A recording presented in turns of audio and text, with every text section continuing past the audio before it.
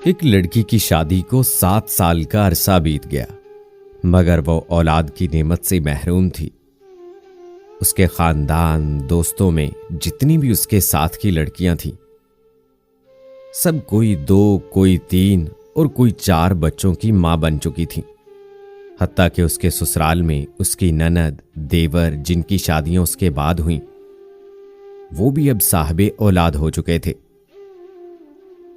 जहां हर वक्त उसे लोगों की और ससुराल वालों की चुभती नजरों और चुभते सवालों का सामना करना पड़ता, वहीं वो खुद भी हर पल अपनी सूनी गोद की वजह से दुखी और परेशान रहती। उसकी रिपोर्ट्स में भी डॉक्टरों ने तकरीबन नाउमीदी जाहिर की, जिस पर हर वक्त वो दुखी रहने लगी। मगर दिल में एक उम्मीद भी रहती कि अल्लाह से बड़ा कोई डॉक्टर नहीं, वो चाहे तो कुछ भी नामुमकिन नहीं। कभी बहुत ज्यादा दिल उदास होता तो चुपकर कमरे में जी भरकर रो लेती। कोई भी उसकी तकलीफ को नहीं समझ पा रहा था कि वो औलाद ना होने की वजह से खुद कितनी तकलीफ और अजियत से गुजर रही है। ससुराल वाले तो बातें करते ही थे, मगर ससुराली रिश्तेदार हमसायों की बातें जलती पर तेल का काम करती, और उसकी सास वो बातें बाद में कर देती कि दिल चाहता वो मर जाए या कहीं दूर चली जाए उन लोगों से। फिर वो हर नमाज में रो रो कर बस अल्लाह से एक ही फरियाद करने लग गई कि वो उसे औलाद की नेमत से नवाज दे।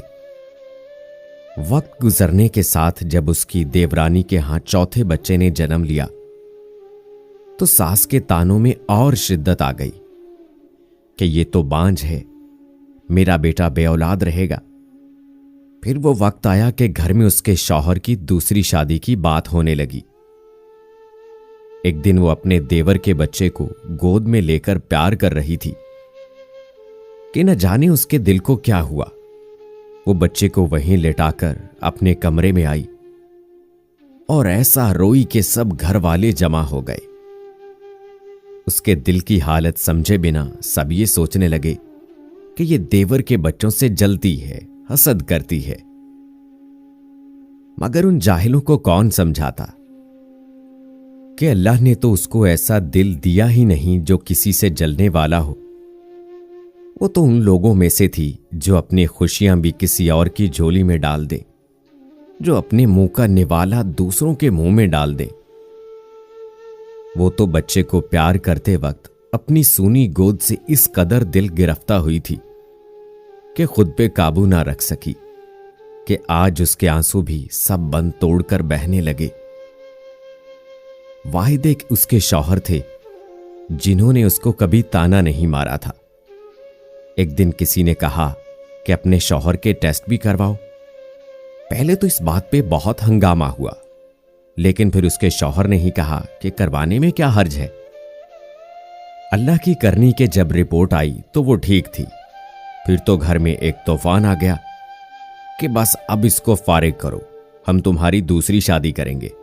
लेकिन मेरे शौहर किसी सूरत मुझे तलाक देने को तैयार ना हुए। उसने अपने शौहर से कहा कि आप शादी कर लें, मगर वो अपनी बीवी से बहुत प्यार करता था, सो किसी सूरत न माना। एक दिन किसी ने एक पीर का कहा कि वो बड़ा पहुंचा हुआ पीर है, उससे अपनी बहू को अल्लाह अल्लाह करवाओ। जब उसकी सास ने बात की तो उसने साफ इनकार कर दिया कि चाहे आप जो मर्जी कर लें, बेशक घर से निकाल दें, लेकिन किसी पीर के पास ना जाएगी। इस पर उसकी सास ने बहुत लान तान की। उसने वुजू किया और नमाज के लिए खड़ी हो गई। जब दुआ के लिए हाथ उठाए तो ऐसी रिक्कत तारी हुई कि कुछ बोला ना जाए। फिर सजदे में गिरकर अल्लाह से फरियाद की, या अल्लाह, अगर तूने मुझे बेऔलाद रखना था तो तूने मुझे इस दुनिया में औरत के रूप में क्यों भेजा? औरत तो पूरी ही औलाद से होती है, फिर मेरे वजूद को अधूरा क्यों रखा? या अल्लाह, सारी दुनिया के डॉक्टर चाहे जो मर्जी कहते रहें, मुझे बस तेरा ही आसरा है। या अल्लाह, मेरी वजह से मेरे शौहर को इस तकलीफ, इस महरूमी से ना गुजार। या अल्लाह, तू तो हर चीज पर कादिर है। तूने हजरत मरियम अलैहिस्सलाम को बिना मर्द के, शौहर के, मां के मकाम पर खड़ा कर दिया और उनसे अपने मोहतरम नबी को बिना बाप के पैदा फरमाया। या अल्लाह, तुझे हजरत मरियम का वास्ता मुझे साले औलाद की नेमत अता फरमा।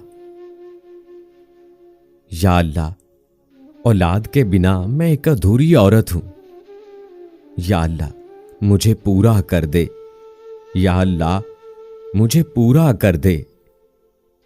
उस रात सजदे में रो रो कर उसने ऐसी फरियाद की कि उसकी आहो बका सुनकर कायनात की हर चीज उसकी शायद सिफारिशी बन गई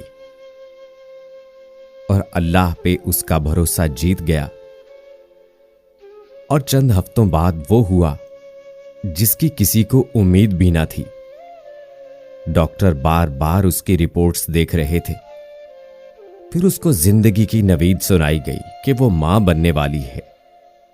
बिना किसी की परवाह किए वो ये सुनते ही हॉस्पिटल के फर्श पर ही सजदा रेज हो गई। इसलिए चाहे कुछ भी हो जाए, कभी भी किसी भी हालात में मायूस मत हो। अल्लाह बड़ा कारसाज है। लोग कुछ भी कहें, बस अल्लाह पर भरोसा रखें। न कभी किसी का बुरा सोचें, न बुरा करें। दिल की जमीन को हमेशा पाक साफ रखें और अल्लाह पाक पर हमेशा भरोसा रखें।